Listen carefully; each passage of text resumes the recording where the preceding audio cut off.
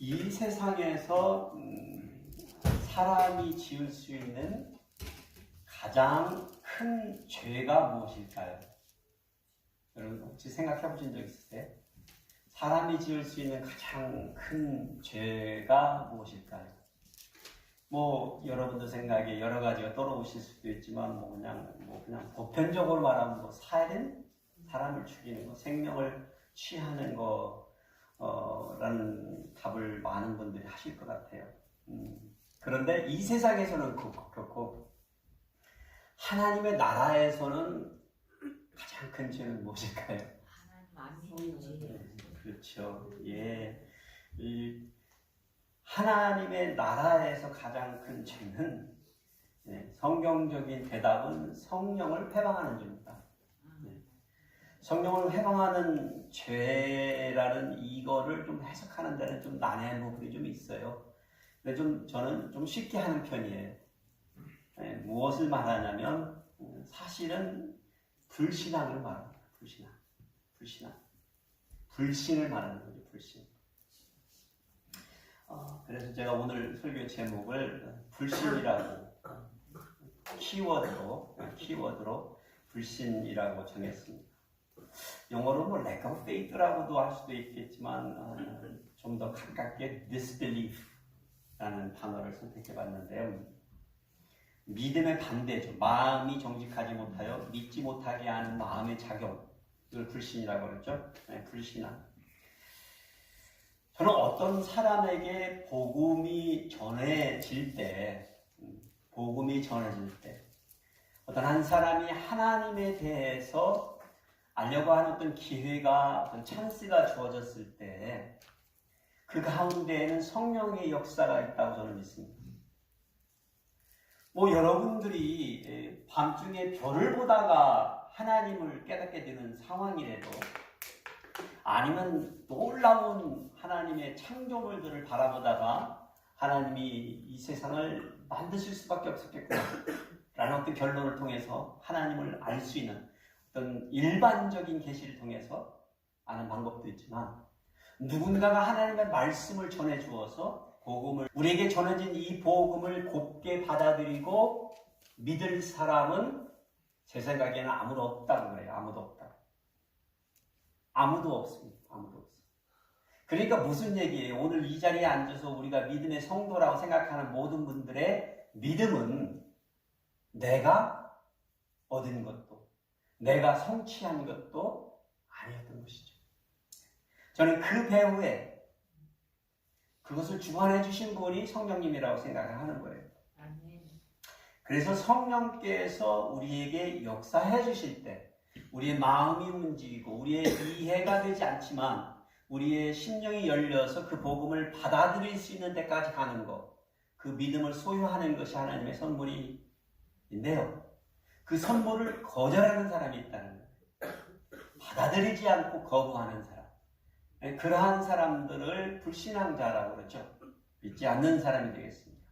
그 죄가 하나님의 나라에서는 가장 큰 죄라는 거예요. 왜요? 그런 사람들이 하나님의 나라에 하나님과 함께 할 수 없기 때문입니다. 우리 하나님께서는 그러한 사람이 행여 아무도 없기를 바라셔서 이 크고 놀라운 구원의 계획을 만들어 놓고, 오늘 이 저희들이 기념하는 부활절이라는 이런 의식까지도 할 수 있는 일이 있을 수 있도록 예수 그리스도를 이 땅에 보내주시고 사역하셨다는 것입니다. 하나님을 믿지 아니함으로 말미암아서 하나님의 존재와 그분의 권위로부터 우리가 단절되는 삶을 살게 될 때, 우리는 하나님의 나라에서는 제외된 삶을 살기 때문에 큰 죄가 된다는 것입니다.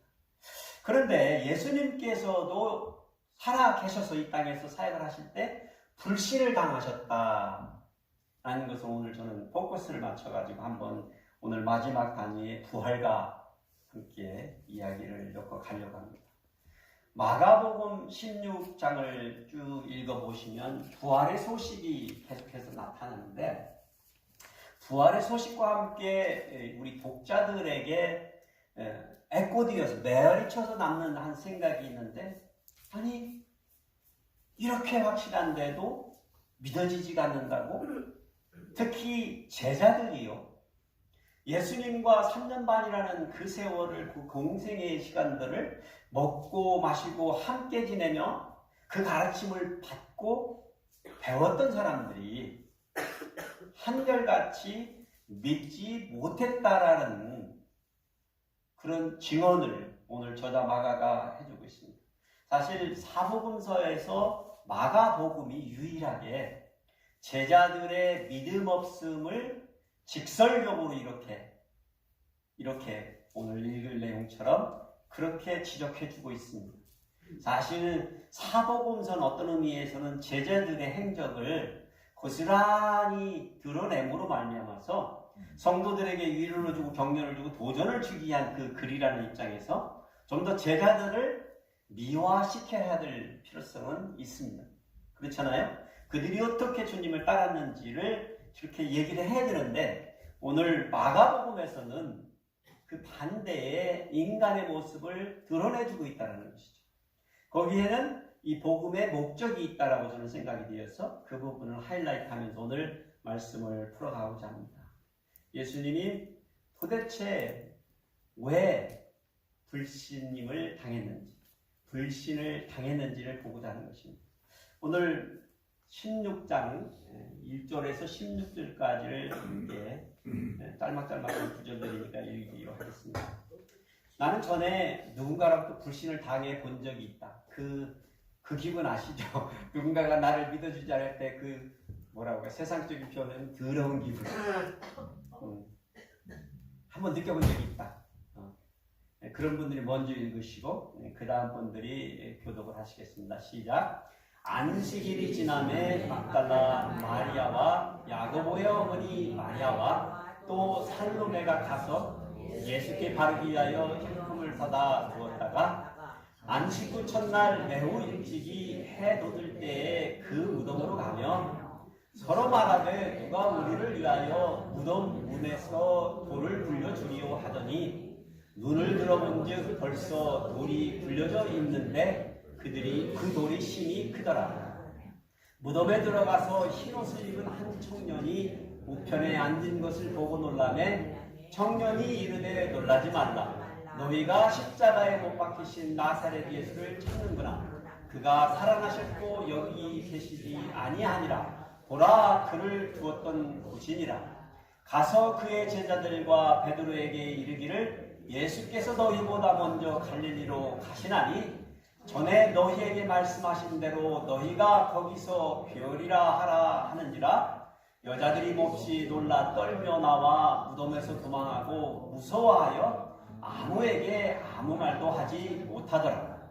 예수께서 안식 후 첫날 이른 아침에 살아나신 후 전에 7 귀신을 쫓아내어 주신 막달라 마리아에게 먼저 보이시니 마리아가 가서 예수와 함께 하던 사람들이 슬퍼하고 울고 있는 중에 이 일을 알매 그들은 예수께서 살아나셨다는 것과 마리아에게 보이셨다는 것을 듣고도 믿지 아니하니라.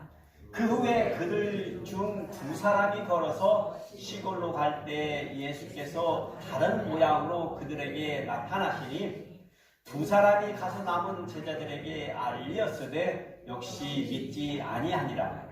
그 후에 11제자가 음식 먹을 때에 예수께서 그들에게 나타나사 그들의 믿음 없는 것과 마음이 완악한 것을 꾸짖으시니 이는 자기가 살아난 것을 본 자들의 말을 믿지 아니함이라. 또 이르시되 너희는 온 천하에 다니며 만민에게 복음을 전파하라. 함께 읽으시겠습니다. 믿고 칭배를 받는 사람은 구원을 얻을 것이요 믿지 않는 사람은 정죄를 받으리라. 아멘. 마가복음의 특징 중에 하나가 글을 간결하게 썼다는 거예요. 어떤 사건이 비슷한 사건이 2번 벌어지면 한 번으로 이렇게 요약을 한다든지 굉장히 간략한 단어들을 써가지고 이 흐름 자체가 아주 다른 복음서와는 다르게 빠르게 흘러가고 있습니다. 역시 16장에서도 그러한 일이 벌어지고 있습니다. 우리는 예수님이 잡히시는 그날 새벽이에요. 그 깊은 어둠 속에서 대제사장과 서기관과 장로들이 모여가지고 예수님을 죽일 근거를 찾았다고 저희는 배웠습니다. 그 모든 증인들을 세우고자 해서 막 세웠는데 들어보니까 다 그 사람들도 헛소문을 들은, 어떻게 증거를 만들 수 없는, 그래서 유대인의 율법으로는 예수를 죽일 수 있는 그런 근거를 못 만들었어요. 그래서 결국에는 로마의 힘을 빌리기로 생각하고 그렇게 계략을 꾸몄죠. 그래서 예수님이 스스로 유대인의 왕이라고 주장하도록 하는, 그래서 로마에 대항하는 반역자로 몰아서 그렇게 하자라고 해서 빌라도 앞으로 끌고 간 것입니다. 그러니까 빌라도 총독은 그래서 예수님을 너는 유대인의 왕이냐, 그렇게 하면 Are you the king of Jews? 이렇게 물은 거죠. 예수님이 그런데 침묵하셨잖아요. 계속 침묵하셨어요. 여러 고발에도 불구하고 예수님 어떤 반응도 보이지 않았어요. 그런데 빌라도는 예수가 반란을 일으킬 만한 어떤 죄짐의 어떤 단서를 찾지 못한 것이죠. 그러니까 왜 저들이 예수를 십자가에 못 박으라고 하는지를 이해가 안 됐지만, 무리들이 계속해서 죽이라고 그렇게 해달라고 죽여달라고 그러니까 참 어려운 상황에 처한 거예요. 빌라도는 로마의 총독으로 이 유대인의 백성들을 다스려야 하는 그런 입장이기 때문에 유대인들이 반란을 일으키거나 아니면 자신에게 반기를 들으면 자기의 지도력에 손상이 가는 거예요.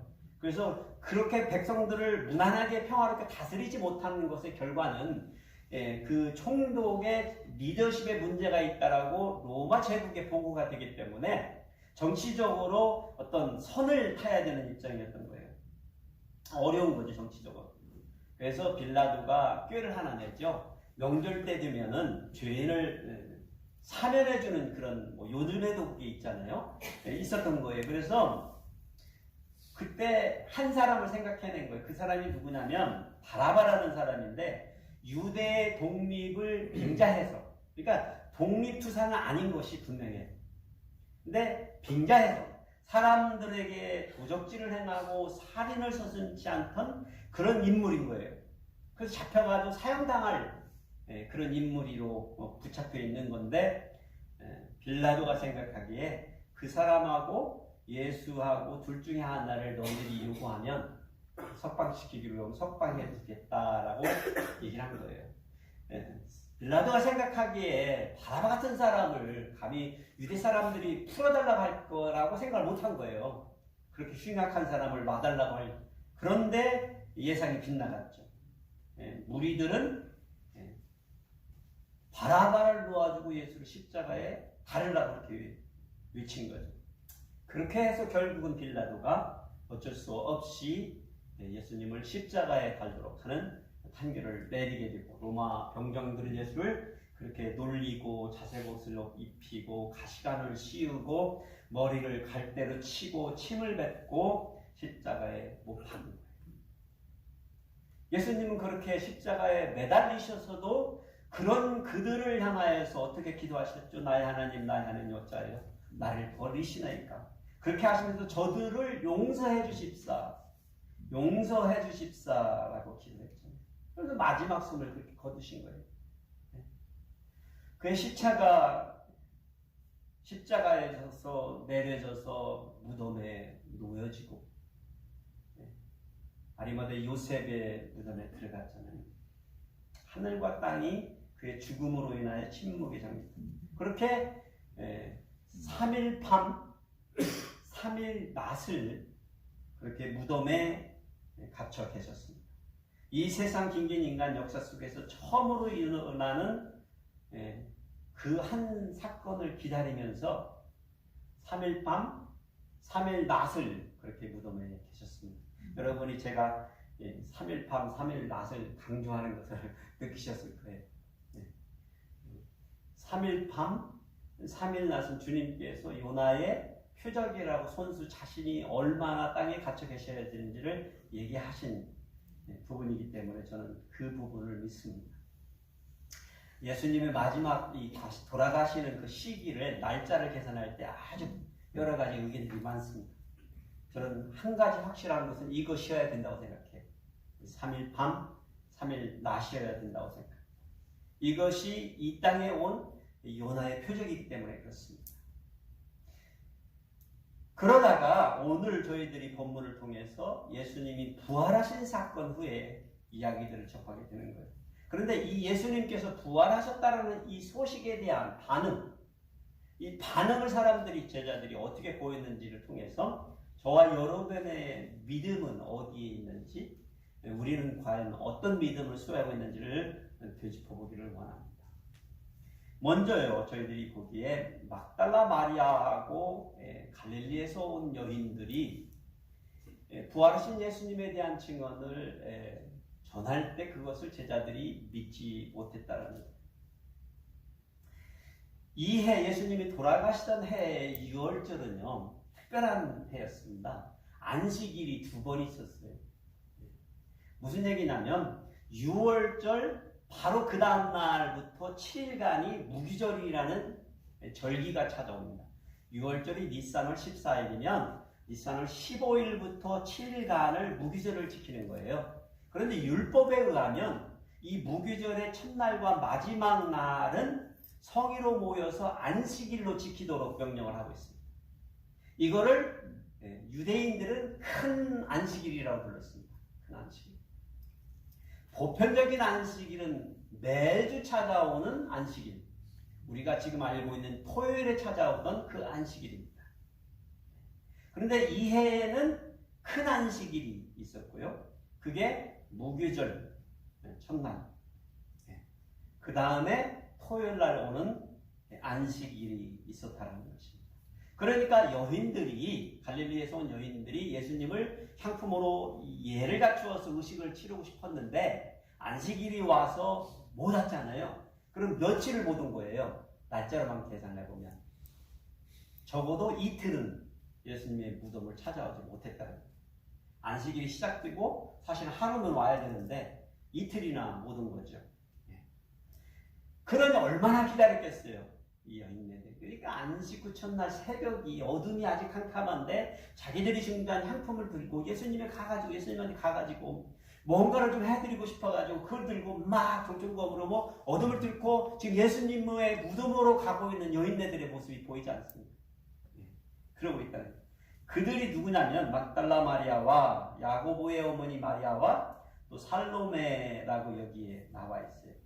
그런데 누가복음에 보면 요한나와 다른 여자들 또 있었다라고 증언해주고 있습니다. 그러니까 저는 이 모든 여자들을 사실은 갈릴리에서 온 여인들이라고 요약해서 불러보기로 합니다. 그들이 그렇게 급히 갔던 이유를 예수께 바르기 위하여라고 1절에, 오늘 본문의 1절에 말하고 있잖아요. 무덤에 달려가면서 예수님께 바르기 위해서 그랬다는 거예요. 근데 지금 무덤은 어떻게 돼 있죠? 갇혀 있잖아요. 커다란 돌문으로 가려져 있잖아요. 그러니까 여인들이 그러는, 누가 우리를 위하여 무덤문에서 돌을 굴려주리요? 이 질문에 대한 대답은 뭘까요? 여러분, 누가 굴려줄까요? 아무도 없어요. 자기들이 할 거예요.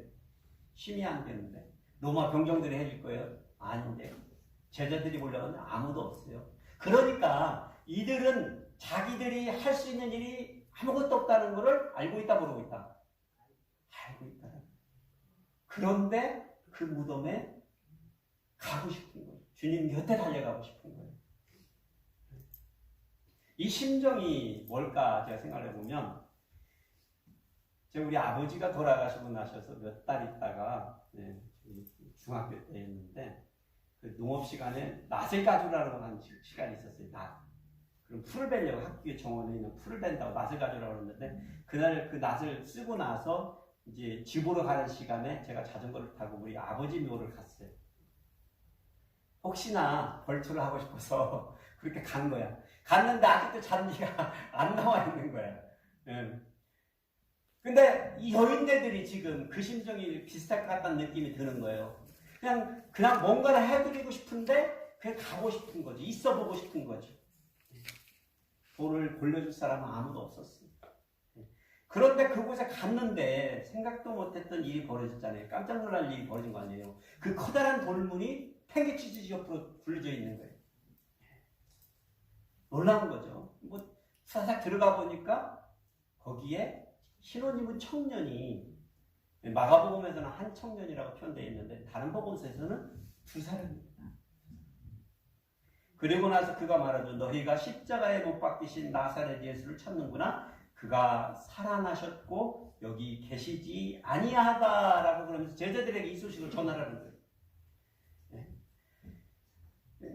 누가복음에서는 두 청년이 있었다고 얘기하고 마태복음에서는 그들이 천사라고 얘기를 해석해 줍니다. 어쨌거나 이 여인들은 무덤 속에서 만난 그 사람을 통해서 예수님이 살아나셨다는 소식을 듣고 제자들에게 가서 이 소식을 전하도록 하니까 뭐 이런 상황에서 맨정신일 사람이 어디 있겠어요, 사실. 네? 아니 예수님의 시체는 없어져 버렸고 근데 그 안에 있는 사람이 예수님이 살아나셨다고 그러는데 무슨 근거가 있어야죠. 네. 여자들은 놀라서 몹시 놀라서 떨면서 후다닥 무덤에서 빠져나와서 도장치 나와가지고 이제 제자들에게 달려갔을 거 아니에요. 네. 그런데 이게 참 어려운 부분이요. 제자들에게 말을 하니까 제자들이 어떻게 했어요? 듣고 믿지 아니했을 뿐만이 아니라 이 여인들이 어떻게 됐다고 생각했어요?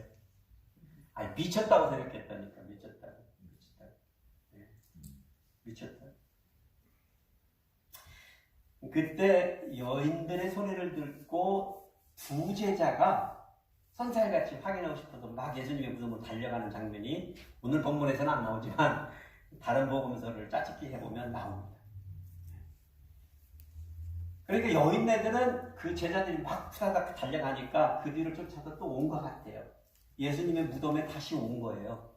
제가 아까 서론에 말씀드렸죠. 마가는 어떤 사건, 비슷한 사건이 두 번 이렇게 벌어지는 사건들을 하나로 요약하는 경향이 있다 그랬는데 지금 이 갈릴리에서 온 여인들이 무덤을 몇 번 방문했을까요? 그날 두 번 방문했다. 요한복음을 보시면 그게 나타나요. 그래서 왔는데 들어가니까 오늘 본문 마가복음에서 나오고 있는 천사가 자상하게 얘기하고 나와가지고 곧바로 누가 나타나셨죠?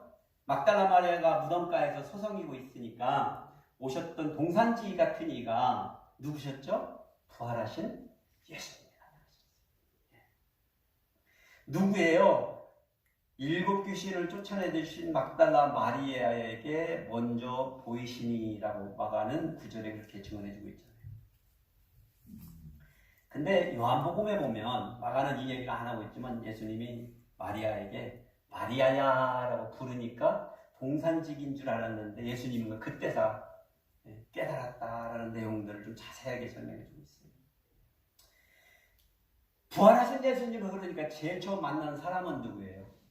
막달라 마리아였고 그 옆에 있었던 다른 갈릴리에서 온 여인들이죠. 사실은 함께 그 목격을 했을 것입니다. 제일 먼저 부활하신 예수님 볼 수 있는 축복을 누린 이 여인네들인 것이죠.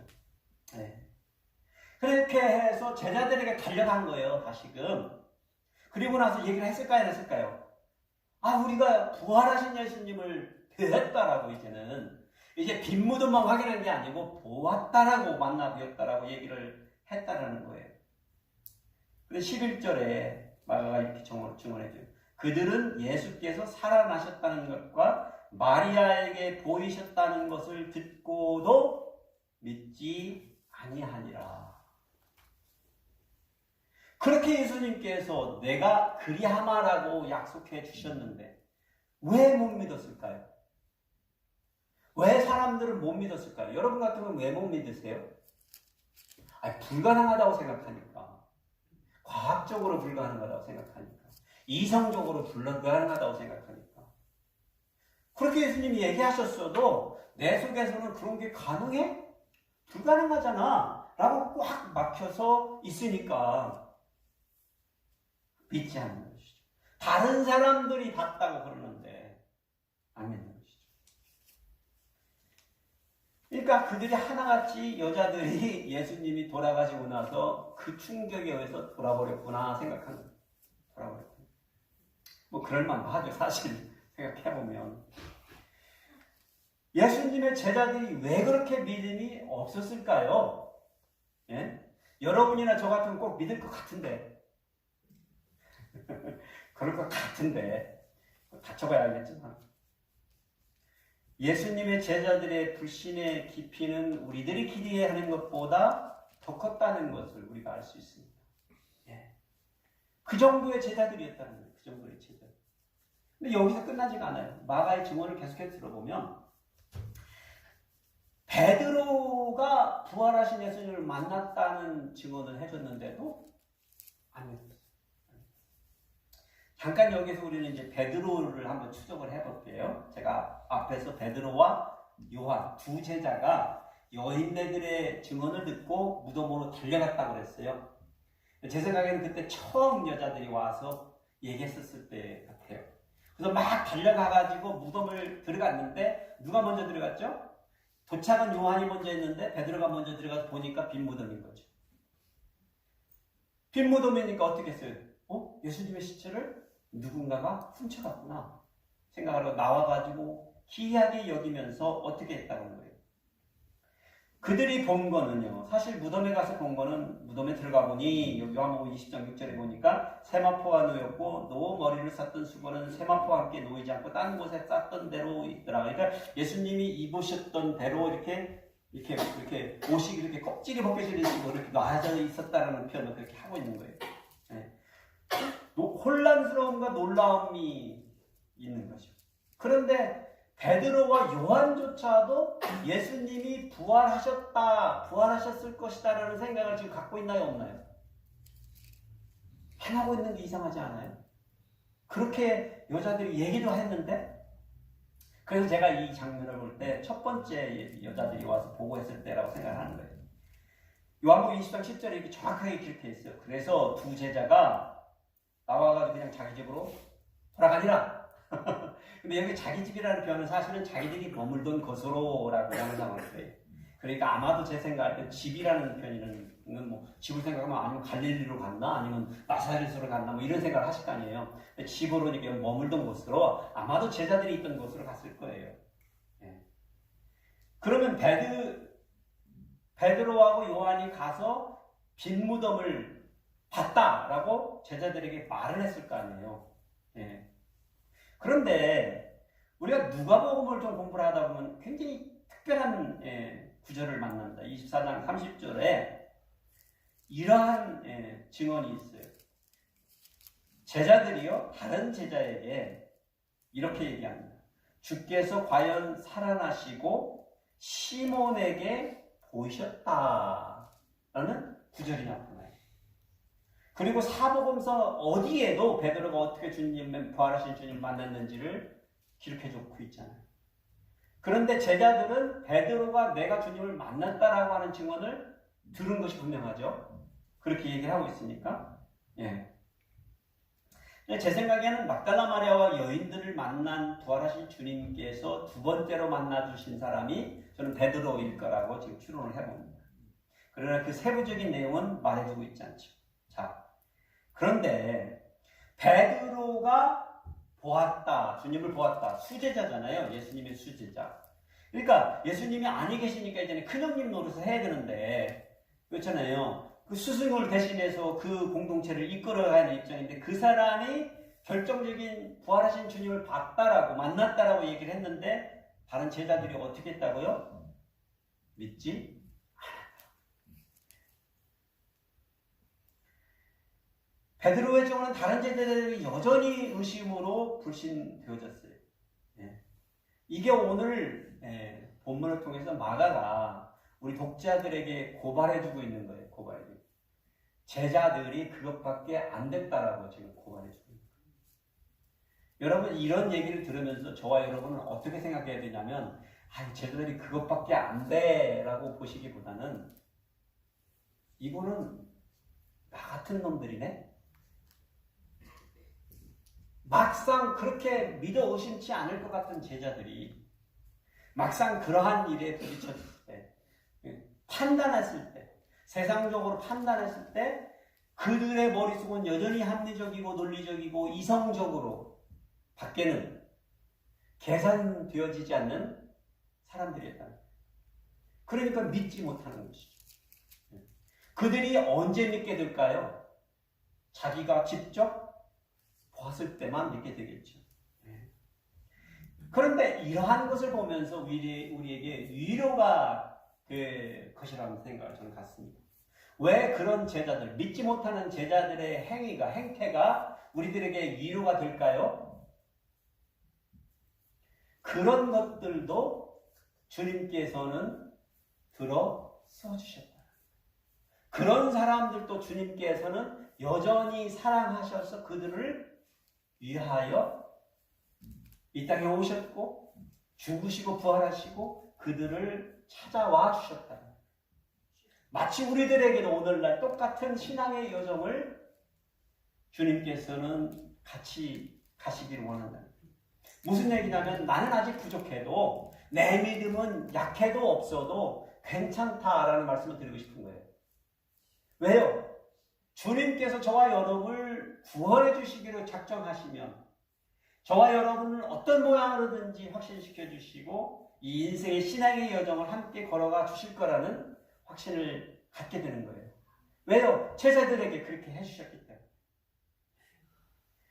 사실은 이러한 부활에 대한 소망을 확신하기 위해서는 우리에게 필요한 것들이 많이 있죠. 여정인 거죠. 거쳐가야 될 길이 있는 것이죠. 어떤 분은 지금 다 믿어지고 어떤 분은 아직도 안 믿어지고 지금 예수님이 죽은 것도 안 믿어지는데 부활을 믿으라고는 무리죠. 무리. 그래서 그 시간과 기회들이 우리들에게는 계속해서 필요한 인생의 신앙의 여정을 우리들이 가고 있다는 것을 알게 된다는 것이죠. 세 번째로요. 마가는 사실 베드로에 대한 얘기를 많이 안 했잖아요. 세 번째 이 엠마오로 데려간 두 제자의 얘기를 하고 있습니다. 여기 보면 여인들이 예수님의 무덤에 돌문이 열렸다는 말을 하고 그들이 부활하신 주님을 봤다라고 얘기를 하는데 누가복음 24장 24절에 보면 이렇게 또 우리와 함께 한 자 중에 두어 사람이 무덤에 가 과연 여자들이 말한 대로 같음을 보았으나 예수는 보지 못하였다고 말하고 있는 것으로 보아 여전히 모든 제자들은 예수님의 부활을 꿈에 생각하고 못하고 있다는 걸 아실 거예요. 그런데 여자들이 와서 보고했잖아요. 주님이 부활하셨다라고 했을 때 여자들이 미쳤구나 생각하고 이제 제자들이 그러고 있는 상황에서 이 두 제자가 어떤 결정을 내리냐면 예루살렘을 떠나기로 결정을 하는 거예요. 그러니까 부활하셨다. 주님이 부활하셨다. 주님을 만났다는 소식을 들었음에도 불구하고 어떻게 했다고요? 여자들이 미쳤으니까 이제 포기하고 가자. 집으로 가자. 낙향하기로 했다는 거예요. 그래서 엠마오로 가는 제자가 있는데 이 사람이 글로버라는 사람하고 다른 한 제자의 이름을 밝히지 않아요. 엠마오로 가는데 가다가 누구를 만나요? 한 남자를 만나서 같이 얘기를 하잖아요. 그러니까 이런 이야기들을 돌아가는 정세, 예루살렘에서 어떤 일들이 벌어지는지를 막 얘기를 했던 거예요. 예. 그런데 그때 메시아에 대한 예언에 대한 성경의 구절들을 막 해석해 준 거예요. 이 사람이 같이 간 사람이. 근데 그들의 마음이 뜨거웠다는 거예요. 그러니까 너무 좋은 거지. 그 교제의 시간이 좋았던 거죠. 그래서 주막에 도착해가지고 엠마오고 다 와가지고 하루를 유하고 가자고 해가지고 같이 식사를 하는데 식사하시고 이렇게 띄워주는데 그 떡을 받다가 이 두 제자의 눈이 띄어져서 함께 동행했던 사람이 누구라고요? 부활하신 예수님이라는 것을 보게 됐다는 거예요. 깜짝 놀란 거죠, 사실. 여러분들이 생각하기에 부활하신 예수님의 몸은 신비스러운 부분이 있구나를 아셔야 돼요. 네. 예수님의 몸의 형상이 사람들에게는 어떻게도 비춰질 수 있고 어떻게도 비춰질 수가 있구나 라는 걸 깨달으십니다. 그러니 이 두 제자가 얼마나 놀랬겠어요. 그런데 떡을 떼는 순간에 예수님이 어떻게 됐어요? 부활하신 예수님이 슝 하고 사라지셨잖아요. 그러니까 그들이 다급히 그 자리에서 후다닥 일어나가지고 어떻게 하기로 했어요? 다시 예루살렘으로 가기로 하는 거예요. 오리 거리니까 급하게 가면 금방 갈 수 있는 거리였던 것이죠. 그래서 와가지고 제자들에게 우리가 엠마오로 가다가 엠마오 다 가서 어떻게 누구를 만났다고 지금 증언할까요? 부활하신 예수님을 만났다고 증언할 거 아니에요. 그런데 13절에 보니까 오늘 13절에 보니까 두 사람이 가서 남은 제자들에게 알렸으되 역시 믿지 아니하다. 자, 이게 지금 어떻게 된 일이에요? 예수님, 부활하신 예수님을 그렇게 봤다라고 하는 사람들이 지금 하나씩 늘어가고 있는데 제자들은 여전히 믿지 아니하였다. 그때요, 다른 제자들이, 여기 보면 누가복음의 24장 33절에 보면 제자들이 와서 그렇게 보고를 하니까 이렇게 말을 하죠. 11제자 및 그들과 함께한 제자들이 모여있어 말하기를 주께서 과연 살아나시고 시몬에게 보이셨다 하는지라 라고 그 제자들이 두 제자, 여기서 두 제자는 12제자가 아닌 건 아시죠? 다른 제자들이 예수님에게 있었던 거예요. 이 공동체가 사람이 많다는 걸 기억하셔야 돼요. 그러니까 그 예루살렘 공동체 안에 다락방에 숨어 있었던 12제자들과 다른 제자들이 그 두 글로벌한 사람과 다른 제자가 와서 예수님을 만났다라고, 부활하신 예수님을 만났다고 얘기하니까 이렇게 얘기한 거예요. 말하기를 주께서 살아나시고 시몬에게도 보였다. 베드로에게도 보였다는 얘기를 우리가 들었다. 라고 말을 해주면서 여전히 그들은 부활하신 예수님이 부활하셨다는 것을 믿지 않았다는 거예요. 이해가 되셨나요? 얼마 많은 불신이에요. 부활하신 주님을 만났다는데. 그런데 여러분, 이러한 그들의 모습이 제가 말씀드렸지만 누구의 모습이라는 거예요? 아직도 믿음 없어 하는 완악한 인간의 모습이에요. 이게 누구의 모습이라고요? 저와 여러분의 모습. 증인들이 한두 사람이 아닌데 한 여태쯤 되면 예수님이 하신 말씀을 기억하면서 정말 부활하셨구나라고 믿어져야 되는 거 아니에요? 네? 갈릴리에서 온 여인들은요, 3년 반 동안 공생애에서 그 많은 사람들을 뒷자락거리 하면서 먹여주고 빨래해주고 다 하던 사람들 아니에요? 네? 그렇게 굳은 일 다 맡아서 그 공동체를 이끌어갔던 여인들 아니에요? 근데 막상 이상한 소리 하니까 미쳤구만. 응? 베드로가 누구예요? 자타가 공인은 수제자 아니에요? 네? 엠마오로 들들어갔던 사람들은 뭐예요? 그런 말을 듣고도 아예 아닌가 하고 포기하고 돌아갔던 사람들 아니에요? 이건 아니다라고 포기해서, 근데 그런 사람이 다시금 돌아와서 부활하신 예수님을 만났다고 그러는데 안 믿는 거잖아요. 안 믿는. 그러니까 이걸 뭘 얘기하는 거예요? 사람의 힘으로는, 사람의 생각으로는 예수님의 부활에 대한 소식을 믿을 수 있다 없다? 없다. 이게 제 결론. 없습니다. 여러분들이 죽었다 깨나 노력해도 안 됩니다. 안 돼. 안 돼. 그러면 왜 우리는 믿는다고 하는데 어떻게 된 거냐 하는 거죠. 뭔 일이 벌어지면 우리가 바보가 됐든지 멍청이가 됐든지 거짓말을 하든지 뭐가 벌어졌을까요?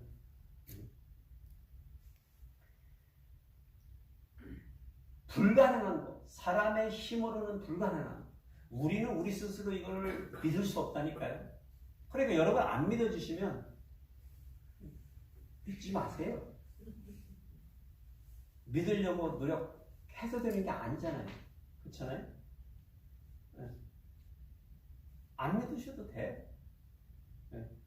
주님은 따로 하실 일이 계세요. 우리가 억지로 믿어서 되면 억지로 믿으면 되지만 저는 그런 문제가 아니라고 생각이 들어요. 이거는 우리가 손수 체험해야 되고 경험해야 되고 확신해야 되는 신앙의 여정이에요. 성도들의 신앙 여정은요, 날마다 예수 그리스도께서 십자가 죽음으로 우리 죄를 대속해 주셨고 장사하신 지 사흘 만, 제가 3일 밤 3일 낮을 강조했습니다. 부활하심으로 성도들의 벌과 영생을 확신케 하여 주신 것을 깨닫고 믿음, 소망, 사랑으로 사는 것이 우리의 여정의 마무리인데 과연 우리는 어떻게 할까요? 그래서 11제자들을 향하여는 예수님께서 어떻게 하셨어요? 이 마무리를 보니까 있을 때 11제자들이 모여있을 때 주님이 어떻게 하셨어요? 슝 하고 찾아오셨잖아요. 오셔가지고 14절에 보니까 그 후에 11제자가 음식 먹을 때에 예수께서 그들에게 나타나사 그들의 믿음 없는 것과 마음이 완악한 것을 꾸짖으셨다는 거예요. 자, 제자들에게 우리가 아는, 여러분이 성경 공부를 해보셨으면 몇 번 찾아오셨죠? 적어도 몇 번? 다락방에 있을 때. 적어도 2번. 적어도 2번. 그래서 제가 지금 마가의 기록은 어떻게 한다고 그랬어요? 2번 있었는데 하나로 뭉뚱그린다고 그랬죠. 근데 여기에는 지금 몇 명의 제자들이 있어요? 11명. 그럼 이걸 몇 번째예요? 아, 2번째지. 도마 이야기를 아시잖아요, 여러분. 네. 첫 번째 도마가 없었을 때, 오셨을 때, 그리고 나서 이제 도마도 있는 이 11제자들도 있을 때 예수님이 다시 오신 거예요. 그리고 나서 믿음 없음을 꾸짖으셨다. 도마가 샘플 케이스가 된 거죠. 그렇죠? 네. 제가 지금 마가는 자꾸 이렇게 사건을 건너뛰어서 써머리를 합쳐서 얘기하는 경향이 있다고 말씀을 드린 거예요. 근데 꾸짖으면서 그러면서 제자들에게 주님이 무엇을 강조를 하셨냐면 오늘 저와 여러분이 이 부활절을 맞아서 기억해야 될 내용은 우리가 믿음 없음으로 인하여 우리의 불신하는 이 마음을 탓할 게 아니라 그런 자들임에도 불구하고 그런 제자들임에도 불구하고 주님께서 이 말씀을 하셨다라는 거예요. 15절입니다. 너희는 온 천하에 다니며 만민에게 복음을 전파하라. 이게 말이 됩니까 사실은? 아니 지금 부활하신 주님도 믿을땅 말땅 이게 뭔 제자들인지도 모르는 판국에 그런데 주님이 그들에게 온 천하에 다니며 만민에게 복음을 전파하라. 왜요? 그 복음에는 능력이 있기 때문이죠. 믿고 침례를 받는 사람은 구원을 얻을 것이요. 그 능력이 있으니까 이 복음을 전파하라라고 말씀을 해주시는 거예요. 예수님께서 부활하심을 어떻게 믿을 수 있다고요? 하나님께서 해주신 성령님께서 믿도록 인도해 주시며 여러분 복음에 대한 믿음도 마찬가지의 경험입니다. 저도 생각으로 논리적으로 잘 따지는 사람 중에 하나인데 되돌아보면 어떻게 그렇게 됐는지 이해가 안 돼. 어떻게 미혹을 당해가지고 믿어지고 어떻게 더 이상 생각하기를 포기하고 살게 됐는지 이해가 안 돼. 그렇잖아요. 논리적으로 과학적으로 따져보면 믿어질 게 없는데 더 이상 그거에 대해서 의심이 가지 아니하고 하나님의 말씀이 믿어지고 그 말씀이 참되다라고 믿어지고 더 이상 누군가가 보았다라고 부활하신 주님을 만났다고 하면 이 말씀을 통해서 증언되어지면 그것이 의심이 들지 않는 것은 어떤 이유일까요? 그 제가 말씀드린 거예요. 그래서 성령님의 역사밖에 없다는 거예요. 그분이 나를 좌지우지하시고 주장하셔서 내 생각과 내 이성과 내 경험을 어떻게 하게 되는 거예요? 내려놓게 하시는 거죠. 왜냐하면 누누이 우리는 어떤 존재들이에요? 완악한 존재라니까요. 믿음이 없는 존재라니까요. 그리고 그냥 한번 보세요. 내가 살아온 인생을 쭉 돌아보세요. 그리고 나서는 얼마나 자주 실수했고 얼마나 자주 넘어졌고 얼마나 자주 죄를 지었고 얼마나 자주 헛소리를 했었는지. 저만 그런가요? 인간적으로 하면 여러분들 잘 살아오신 건 제가 이해가 되는데 성실하게 살아온 것도 이해가 되는데 논리적으로 이성적으로 잘 살아오신 것도 이해가 되는데 얼마나 많이 우리는 정말로 넘어졌습니다. 잘못했습니다. 그런 나를 믿는다고요?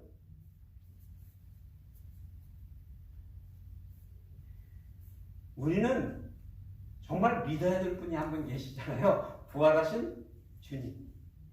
십자가에서 나를 위하여 죽으신 주님. 아멘. 부활이 안 믿어지면 적어도 십자가에서 돌아가신 주님의 말씀을 믿으세요. 아멘. 주님이 그렇게 얘기하셨어요. 아멘. 내가 너희를 위하여 죽겠다라고 얘기하신 거 아니에요. 그럼 믿으세요. 아니 그 죽음이 우리를 구원할지 안 할지는 계산하지도 마세요. 그렇잖아요. 사실 주님이 야 내가 죽어서 누가 나를 믿으면 구원해줄게라고 약속을 하셨지만 그래도 액면가를 받아들이자는 거예요. 주님이 우리를 위해서 나를 위해서 십자가에 달리셨다. 그리고 돌아가셨잖아요. 오늘 석찬식 하는 의미가 그 의미 아니에요. 네. 누가 너를 위해서 죽겠다고 그 길을 가시겠어요? 우리 부모님이 그래 하실까요? 내 형제가 그래 할까요? 우리 집에 있는 친구들이 그렇게 해줄까요? 아니 말은 그렇게 할 수 있어도 정말 그렇게 할 수 있는 분이 있었나요? 없다니까요. 주님이 그리 하셨다라고요. 그리고 그 주님이 부활하시마 하시고 부활하셨다. 아멘. 그래서 우리의 믿음은 결국에는 십자가에서의 죽음의 사건과 다시 살아나심으로 인하여 우리도 주님 다시 재림하시는 그날에 부활할 수 있다는 소망을 가질 수 있게 되는 것이 우리의 믿음의 완성입니다. 오늘날 우리가 걸어가고 있는 믿음의 신앙의 여정에 여러분은 어디에 있으십니까? 한번 뒤돌아보세요. 모든 것이 다 믿어져서 은혜다라고 느끼시면 할렐루야. 그래도 내 속에는 여전히 어딘가에서 불신과 믿음이 왔다 갔다 하는 그런 경지에 있더라도 실망하지 마시기 바랍니다. 왜냐하면 하나님께서는 우리의 인생의 가운데 어떻게 해주신다고요? 개입해 주신다. 한 번 믿음을 품기 시작한 사람들에게는 그 여정에 동행해 주신다고요. 제자들에게 나타나 주셨듯이 우리 주님께서 나타나 주시든지 음성을 주시든지 그냥 확신케 해주시고 의심을 가져가 버리시든지 여러 가지 방법으로는 어떻게 여러분들 속에 믿어질 수 있도록 해주신다. 우리는 이런 상황에서 그냥 겸손을 해줄 밖에 없습니다. 내가 그런 존재밖에 되지 않는 거예요. 믿어주지가 않은 거예요. 그냥 받아들이시면 돼. 나는 이것밖에 안 되는구나. 그럼에도 불구하고 우리 끊임없이 기회를 주시고 주님 전에 나와 복음을 듣게 하시고 말씀을 배우게 하시고 어쨌거나 하나님께서 우리에게 자꾸 어떻게 하시는 거예요? 다가오시고 계시잖아요. 여러분들의 옆에 와서 자꾸 이렇게 찔리는 거 아니에요? 생각해봐. 말씀하시는 거예요. 지난 2000년 동안 이러한 역사 속에서 하나님께서 수백만 명의, 수천만 명의 사람들을 그렇게 구원하셨고 교회라는 이 엔티티를 통해서 그 복음을 전하면서 오늘날 우리에게까지 이 복음이 전해졌다는 거예요. 이것이 쉬운 일이에요? 인간이 계획적으로 하려고 했다고 이게 가능해지겠어요? 아니라니까요. 지금 3분의 1, 세상의 3분의 1을 복음을 듣고 받아들이는 이 일이요. 쉬운 일 같지만 절대 쉬운 일이 아니라니까요. 불가능한 하나님이 하시는 일이기 때문에 지금 이 일들이 벌어지는 거예요. 그래서 주님께서는 오늘 우리에게도 뭔 말씀하세요? 믿음이 없어도 적어도 약해도 너희는 온 천하에 다니며 만민에게 복음을 전파하라. 나가서 말을 하든지 내 인생을 통해서 살아내든지 어떤 모양으로든지 살아계신 부활하신 예수님께서 우리의 주님 되심을 고백하는 그래서 하나님께서 살아계셔서 지금도 우리 가운데 역사하심을 어떻게 해요? 드러내는 삶을 살도록 요구하신다는 것입니다. 저는 이 부활절의 아침에 저와 여러분들이 나의 믿음 없음으로 인하여 포기하지 아니하시고 주님이 제자들에게 그럼에도 불구하고 당부하신 이 말씀을 붙드시면 저와 여러분이 되시기를 축복해드립니다. 기도하시겠습니다. 아버지 하나님 감사합니다. 주님 저희들에게 믿고 신뢰를 받는 사람은 구원을 얻을 것이라 말씀하셨는데 우리 하나님 때로는 우리의 이성과 논리와 경험 속에서 우리의 부족한 부분들에 집착하는